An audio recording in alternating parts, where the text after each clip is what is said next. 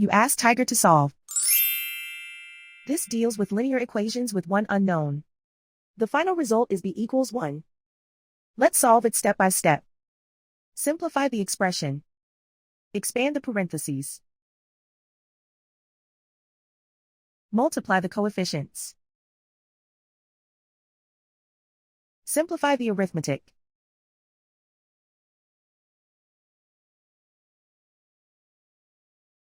Group all b terms on the left side of the equation. Subtract 6b from both sides. Group like terms. Simplify the arithmetic. Group like terms. Simplify the arithmetic. Group all constants on the right side of the equation. Add 24 to both sides. Simplify the arithmetic.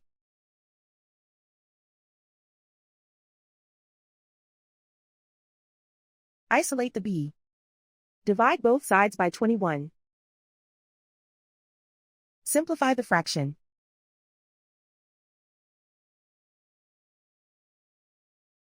And so the final result is b equals 1.